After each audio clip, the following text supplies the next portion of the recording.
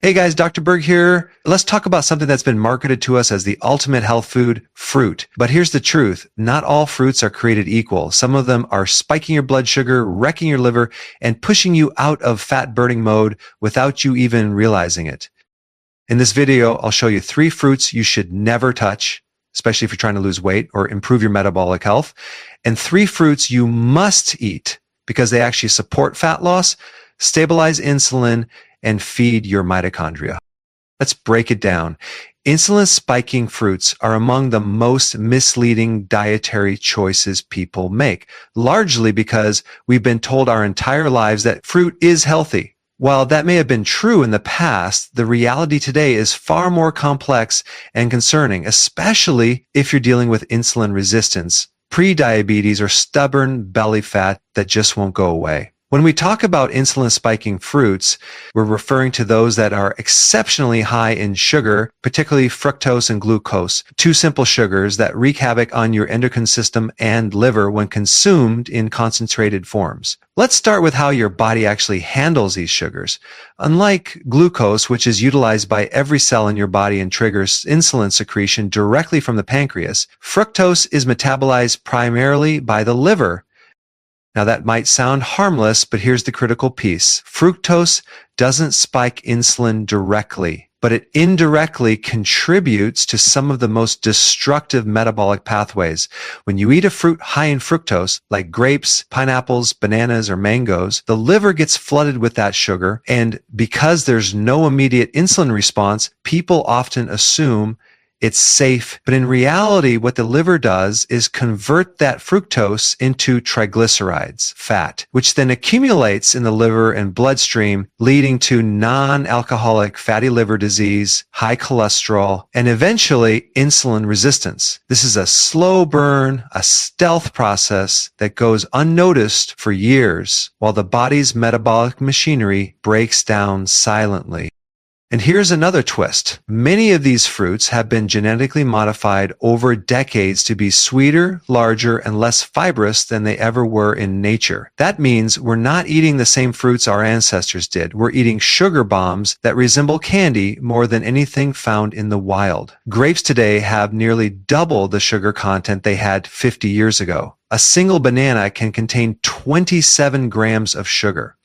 That's more than a scoop of ice cream, and we haven't even factored in the insulin response yet. Every time your blood sugar spikes, your pancreas releases insulin to lower it. But the more frequently you do this, the more insulin resistant your cells become, forcing the pancreas to release even more insulin next time.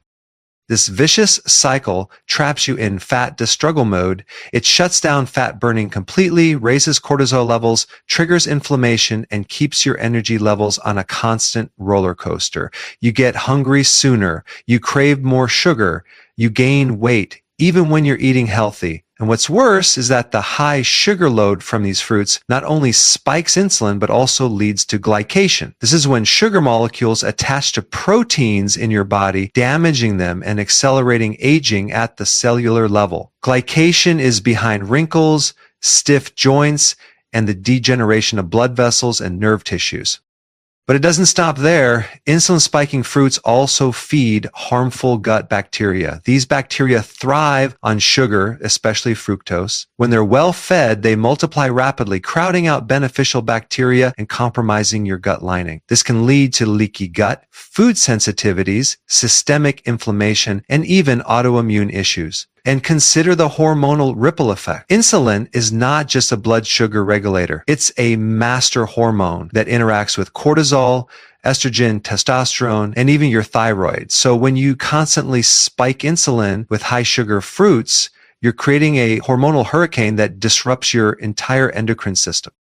This is why so many people experience fatigue, mood swings, weight gain, and skin issues without ever realizing the fruit they eat every morning is the hidden culprit. And to make matters worse, many people consume these fruits in concentrated or blended forms like smoothies or juices, which completely remove the fiber that would normally slow the absorption of sugar into the bloodstream. When you strip the fiber and drink pure fruit juice, Even if it's natural or organic, you're flooding your system with a sugar rush so fast and potent that it might as well be soda. The glycemic load skyrockets. The insulin surge is immediate, and the fat storage process begins, especially in the abdominal area. It's this exact mechanism that explains why some people who eat clean and load up on fruit can't lose weight, feel constantly tired, and develop blood sugar problems later in life. They're unknowingly sabotaging their metabolism with foods they believe are healthy. This is why it's essential to question the one-size-fits-all narrative surrounding fruit and recognize that not all fruits are metabolically equal. Some fruits are nutrient-dense, low in sugar, and support your health goals, but others, especially the ones that spike insulin, should be treated with the same caution as candy or baked goods, particularly if you're over 40, overweight, or dealing with any blood sugar irregularities. Low sugar, high nutrient fruits are often the missing link in a health-conscious diet, especially for those navigating the terrain of weight loss, insulin resistance, or chronic fatigue. When chosen correctly, these fruits can provide powerful healing benefits without triggering the blood sugar roller coaster that most conventional fruits cause. What sets these fruits apart isn't just their reduced carbohydrate content, it's their incredibly dense profile of antioxidants, phytonutrients, enzymes, fiber, and essential minerals, all of which work synergistically to enhance mitochondrial health, reduce oxidative stress, and support cellular regeneration. The key to understanding the value of these fruits lies in how the body processes sugar and nutrients. In contrast to high glycemic fruits that release glucose or fructose rapidly into the bloodstream, low sugar fruits release their minimal sugar content slowly thanks to their rich fiber content and lower overall glycemic load. This allows the body to absorb their nutrients without overwhelming the pancreas or triggering large insulin spikes. It creates a metabolic state that supports fat burning instead of fat storage. A great example is the humble raspberry, which contains only about 5 grams of sugar per cup, but packs over 8 grams of fiber. A powerful combination that promotes gut health, slows digestion, stabilizes glucose, and fosters a prolonged feeling of satiety. And it doesn't stop there. Raspberries are loaded with ellagic acid, a polyphenol that has been shown to reduce inflammation, support liver detoxification, and even exhibit anti-cancer properties in some studies. This is what makes low-sugar fruits so unique. They offer therapeutic compounds in quantities that rival medicinal herbs, and they do so without overburdening the body's insulin-producing mechanisms. Blueberries, another standout in this category, contain anthocyanins, which are powerful antioxidants that not only protect brain function, but have also been shown to enhance insulin sensitivity. In fact, studies suggest that regular consumption of wild blueberries can improve glucose regulation and reduce markers of oxidative stress, making them an excellent choice for those managing type 2 diabetes or metabolic syndrome. But here's the catch. We're not talking about the overly sweet, commercially farmed versions that are engineered for maximum flavor and minimum fiber. The best results come from wild or organic berries that grow in their natural form, small, a little tart, and packed with nutritional punch. Similarly, blackberries and strawberries offer a broad spectrum of polyphenols and vitamins while keeping the sugar content exceptionally low. They nourish the gut lining, feed beneficial microbes, and help reduce inflammation in the body, which is critical for people dealing with autoimmune issues, brain fog, or joint pain. Another underrated powerhouse is the avocado. Technically a fruit, though it behaves nothing like the sugary varieties people typically associate with fruit. Avocados are rich in monounsaturated fats, potassium, magnesium, and glutathione, a master antioxidant that supports liver function and DNA repair.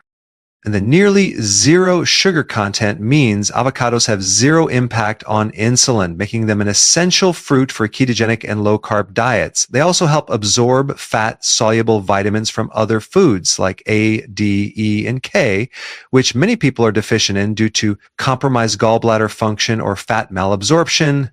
Then there's the lemon, which, although rarely eaten whole, serves as one of the most beneficial fruits you can add to your diet. Lemons are high in vitamin C, bioflavonoids, and citric acid, which not only boost immune health but also stimulate bile production and aid digestion.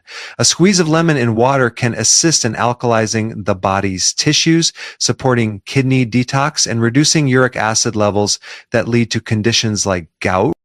Moreover, lemons play a role in helping the body maintain collagen integrity, making them excellent for skin health, joint strength, and blood vessel elasticity. Olives, often ignored as a fruit, are another ketogenic-friendly option that delivers tremendous health benefits without sugar. They contain oleuropein, a compound that supports cardiovascular health, reduces blood pressure, and possesses strong antimicrobial properties. The healthy fats in olives provide a sustained energy source without affecting blood sugar, and their anti-inflammatory properties make them valuable for people dealing with arthritis, metabolic dysfunction, or skin conditions.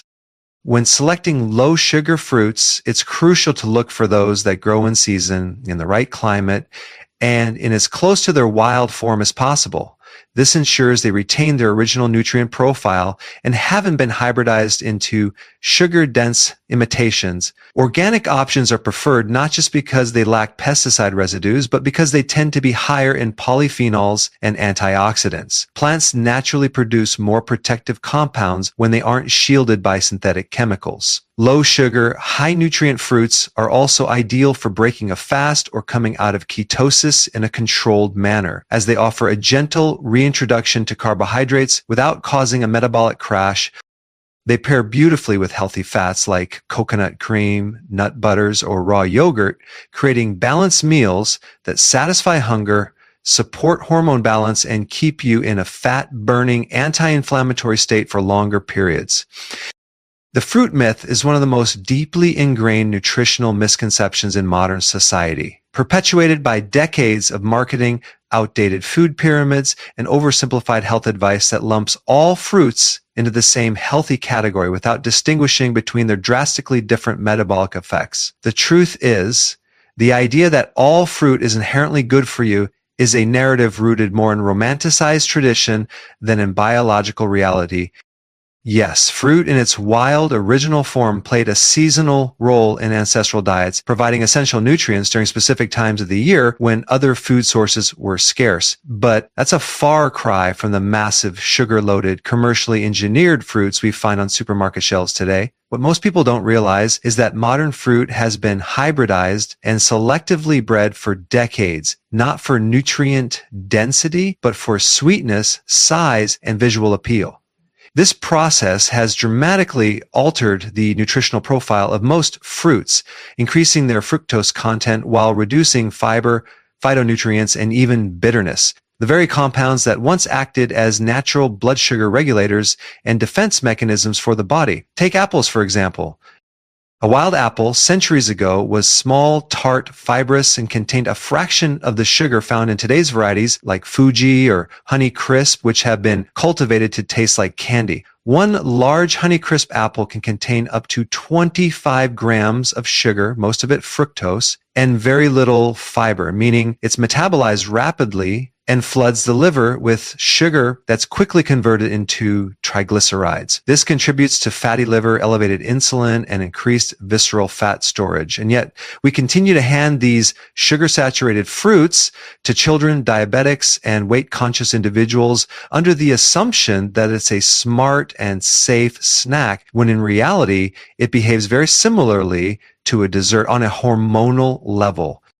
The problem deepens when fruit is consumed in juice or smoothie form, which is how many health-conscious people begin their day. An all-fruit smoothie made with bananas, mangoes, pineapples, and orange juice can easily exceed 50 grams of sugar in a single serving, often without any fat or protein to slow absorption. Without the buffer of fiber, the natural sugars in these drinks enter the bloodstream even faster than soda, spiking insulin and placing an enormous burden on the pancreas. Over time, this leads to insulin resistance, energy crashes, sugar cravings, and a metabolic state that promotes fat storage rather than fat burning. And what's worse is that fruit sugar, primarily in the form of fructose, doesn't trigger satiety hormones the way glucose does. So even though you're consuming a high amount of calories and sugar, your brain doesn't fully register that you're full. making you more likely to overeat throughout the day. Many people also believe that fruit is their primary source of essential vitamins like vitamin C, but this is another half-truth.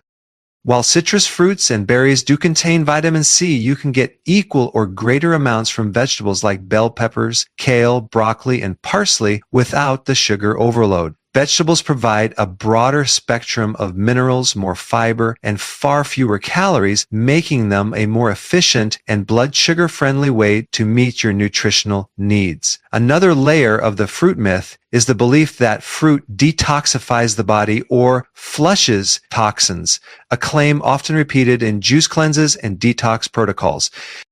The reality is that your liver is your primary detox organ, and while fruit does contain antioxidants, these are often outweighed by the burden of excess sugar, which can actually impair liver function when consumed frequently. Ironically, people who do fruit-based cleanses in an attempt to heal their liver may be worsening the very condition they're trying to fix, especially if they're dealing with non-alcoholic fatty liver disease or prediabetes, which are directly aggravated by fructose. Even in the context of weight loss, fruit can be a hidden saboteur. Many popular diets emphasize fruit as a free food that doesn't need to be tracked or limited, but the reality is that a few servings of high-sugar fruit per day can completely derail ketosis, elevate insulin, and stall fat loss for days. For someone trying to lose weight, stabilize mood, reduce inflammation, or reverse insulin resistance, fruit must be chosen strategically, if not limited altogether. And this brings us to the cultural and emotional layer of the fruit myth. People don't just eat fruit for nutrition, they eat it because they've been conditioned to associate it with purity, nature, and moral virtue. It's the first thing people reach for when they want to eat clean, and it's the last thing they expect to give up when trying to improve their health. But just because something grows on a tree doesn't mean it's good for your biochemistry, especially in the quantities and forms we consume it today. There's a massive difference between having a handful of wild blueberries in season and snacking on dried mango or drinking a tall glass of pasteurized apple juice every afternoon. One supports your health goals. The other undermines them while disguising itself as health food. The modern fruit myth survives because it feels safe, nostalgic, and natural. But the current reality of fruit production and consumption makes it a dangerous blind spot in the average diet, especially for those trying to regain hormonal balance, manage blood sugar, lose weight, or reverse chronic illness. Seasonal eating matters more than most people realize, not just for environmental or agricultural reasons, but because your body's biology is deeply tied to the rhythms of nature, and consuming foods out of season disrupts those ancient metabolic codes. For thousands of years, human beings ate only what was locally available and only when it was naturally produced, meaning fruit was consumed in late summer and early autumn when it was ripe and abundant, while winters were low-carb, high-fat periods driven by necessity. That cycle aligned perfectly with the body's evolutionary programming. Fruits were high in fructose, which triggered fat storage in preparation for the leaner months ahead, while the cold season forced the body to tap into fat stores and operate in a state of mild ketosis. But today, because of modern agricultural technologies, refrigeration, international shipping, and food preservation, people have access to high-sugar fruits like bananas, grapes, mangoes, and pineapples every day of the year, completely overriding the biological mechanism designed to handle them only during short seasonal windows. This has profound implications for insulin regulation, fat storage, energy balance, and hormonal timing, all of which are influenced by the types of foods you eat and when you eat them. For example, fructose, found in abundance in many tropical fruits, was meant to be consumed briefly, triggering a spike in uric acid and a drop in ATP production, which in turn encouraged the body to store fat more efficiently for the coming winter. That mechanism makes sense in a natural setting. It's survival-oriented. But when you consume fructose year-round, that survival strategy becomes pathological, leading to chronic fat accumulation, insulin resistance, and liver dysfunction. Your liver, which is already working overtime dealing with environmental toxins, processed foods, and stress hormones, is then burdened further by a constant influx of fructose that it's not equipped to handle on a daily basis. This is part of why so many people in modern society develop non-alcoholic fatty liver disease, even if they don't drink alcohol. They're eating seasonally inappropriate foods that send the wrong signals to their endocrine and digestive systems. Seasonal eating also affects your circadian rhythms and melatonin cycles. For instance, when you eat fruits that are naturally harvested in summer, like berries or watermelon, you're also getting a message that it's light out longer, that the days are warmer, and that energy should be stored, not burned. But if you eat those same fruits in the dead of winter, when your body is supposed to be in a low insulin fat burning mode, you're creating an internal conflict between environmental cues and dietary signals. The result is disrupted sleep, hormonal imbalances, and metabolic confusion. Your body doesn't know whether it should be burning fat or storing it, whether it's summer or winter, whether it should upregulate serotonin or downregulate cortisol. This confusion shows up as fatigue, mood swings, weight gain, sugar cravings, and even thyroid dysfunction. The thyroid, which is highly sensitive to seasonal light exposure and food availability, takes its cues from what you put into your body. Eating out-of-season foods, especially high fructose fruits, can make the thyroid downshift, assuming the body is entering a fat dissolve phase rather than a fat burning one. And for people who already have sluggish thyroid function, this can be a major roadblock to weight loss and energy restoration. Moreover, many of the benefits of fruits are actually enhanced when they are consumed in the context of seasonal timing. Fruits picked at their peak contain higher levels of polyphenols, antioxidants, and enzymes because they've been allowed to ripen naturally in the sun. These compounds protect your cells from oxidative stress, but their production is closely linked to environmental factors like soil quality, sunlight, and rainfall. Fruits grown out of season, especially those imported from other countries or grown under artificial light in greenhouses, often have fewer nutrients and more pesticides to preserve shelf life. Eating seasonally ensures you're getting the fruit as nature intended, nutrient-rich, enzyme-active, and metabolically appropriate. There's also a gut microbiome component to this. Your gut flora adapts to seasonal food availability. In winter, your microbiome shifts toward processing fats and proteins more efficiently, while in summer, it adapts to higher fiber and fruit sugars. When you disrupt that cycle by feeding your body sweet tropical fruits in cold, low-light months, you're disrupting microbial diversity and encouraging overgrowth of sugar-loving bacteria like Candida and certain strains of Firmicutes, which are directly linked to fat gain and inflammation. This microbial imbalance can result in poor nutrient absorption, leaky gut, and systemic inflammation, especially when coupled with other modern stressors like sleep deprivation, processed food, and environmental toxins. Another layer is the psychological and appetite regulation aspect. Seasonal eating promotes natural appetite control. In colder months, you naturally gravitate toward heavier, warming foods that are higher in fats and proteins, which are more satiating and stabilize blood sugar. In warmer months, lighter fruits and vegetables make sense because they hydrate, cool, and provide quick energy.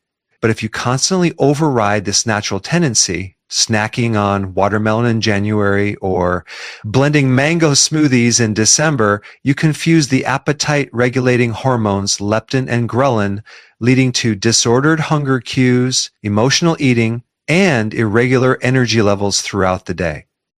Ketogenic compatibility is one of the most misunderstood concepts when it comes to fruit consumption, especially among those who are trying to transition into or maintain a state of nutritional ketosis. Most people assume that just because a food is natural, organic, or plant-based, it automatically fits into a ketogenic framework, but that's far from the truth when it comes to fruit. The ketogenic diet is designed to dramatically lower carbohydrate intake, forcing the body to shift from burning glucose to burning fat for fuel, a metabolic state known as ketosis.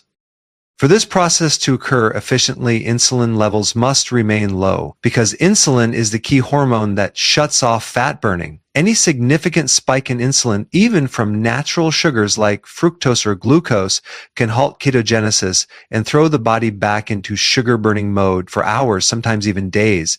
The issue with most fruits is not just the amount of sugar they contain, but the form that sugar takes and how rapidly it's absorbed into the bloodstream. Fruit like bananas, mangoes, grapes, and pineapple are loaded with simple sugars and have a high glycemic load, which means they spike insulin fast, kicking you out of ketosis almost instantly. Even worse, fructose, the dominant sugar in most fruits, is processed almost exclusively by the liver, where it gets rapidly converted into triglycerides and stored as fat. This is particularly problematic for someone on a ketogenic diet because the whole purpose of keto is to reverse fatty liver, reduce insulin, and retrain the body to become metabolically flexible. When you introduce high fructose fruits into a keto lifestyle, you're essentially working against the very mechanisms the diet is trying to heal. On the flip side, there are certain fruits that are extremely compatible with a ketogenic approach. Fruits that are low in sugar, high in fiber, and rich in nutrients that support cellular detox, mitochondrial repair, and hormone regulation without triggering an insulin response.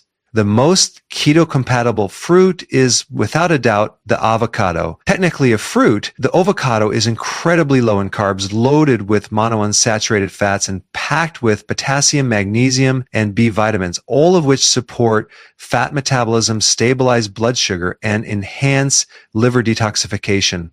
Avocados have a glycemic index of almost 0, meaning they don't spike insulin, and their high fat content actually supports the body's transition into deeper ketosis.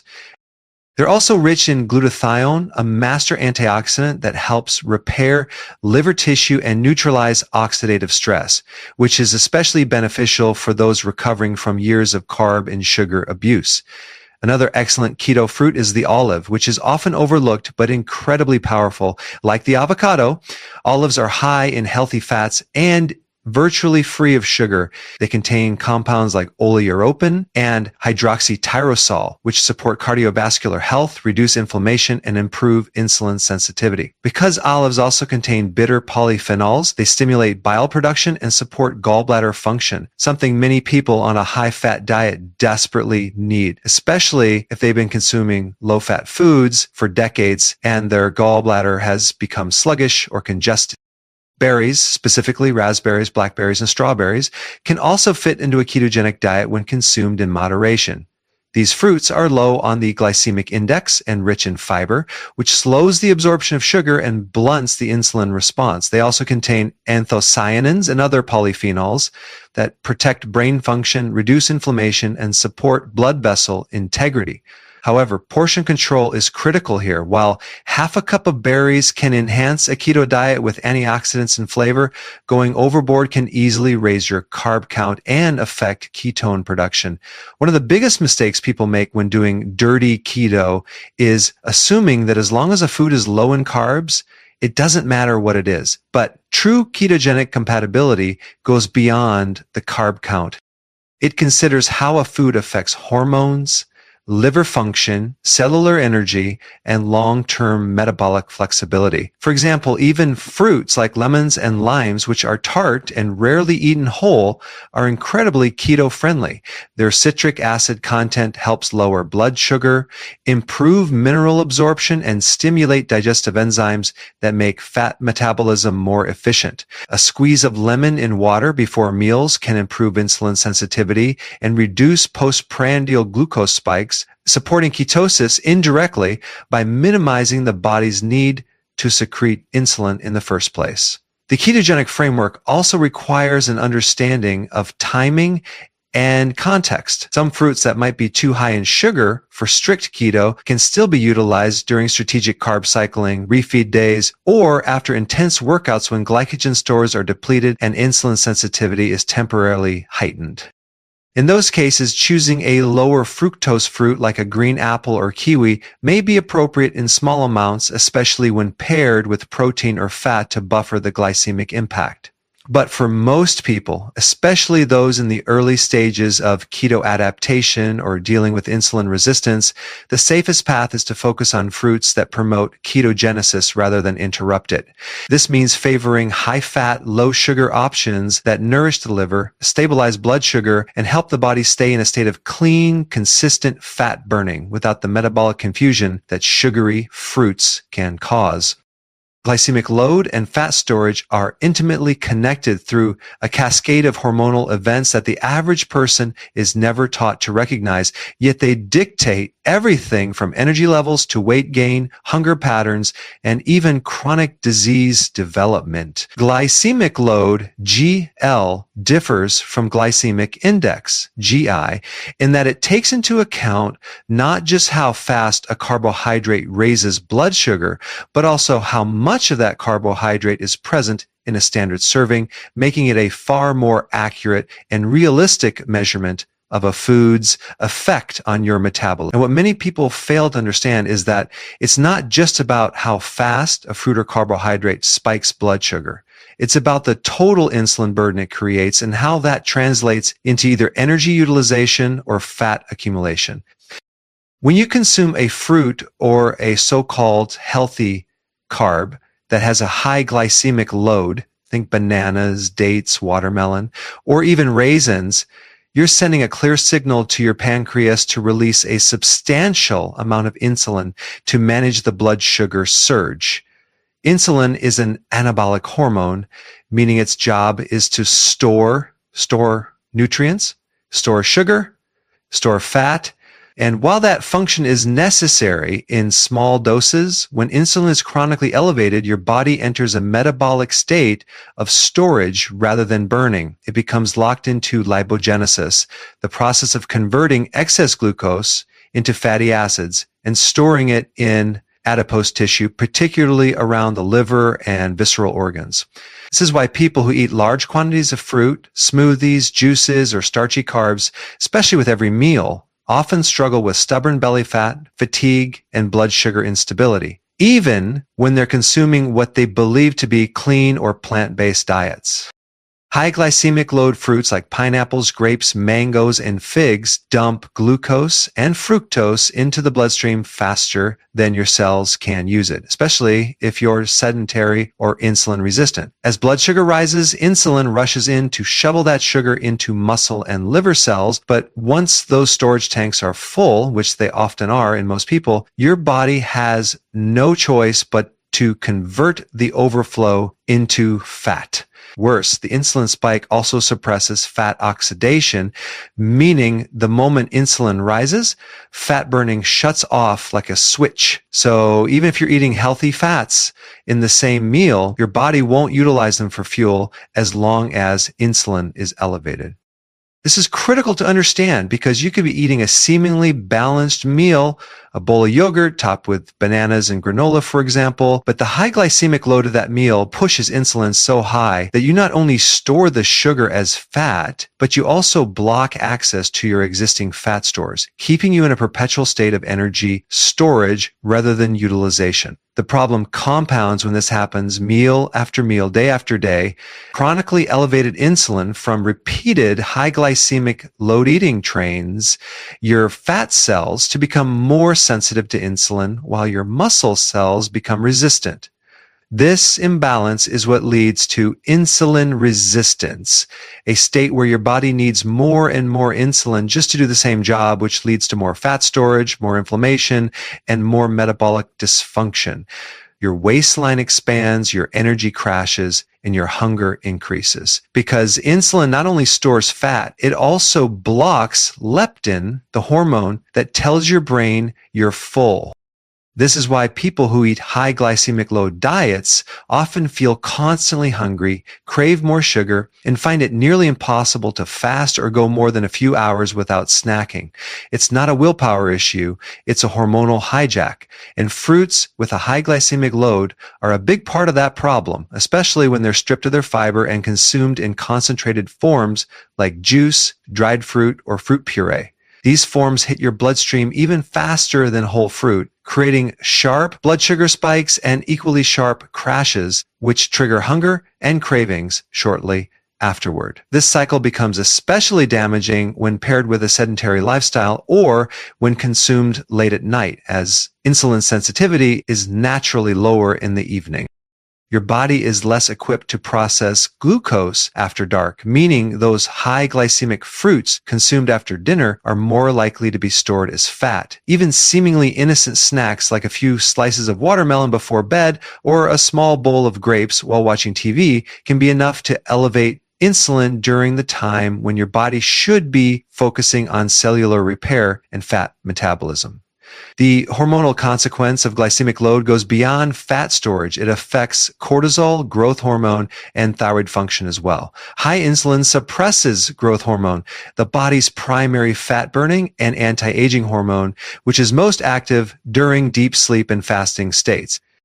By eating high glycemic load foods throughout the day, especially in the evening, you blunt growth hormone production, impair deep restorative sleep, and wake up with elevated cortisol and a slower metabolism the next morning, creating a downward spiral of fat storage and hormonal chaos that gets worse over time, especially as you age or go through hormonal transitions like perimenopause or andropause.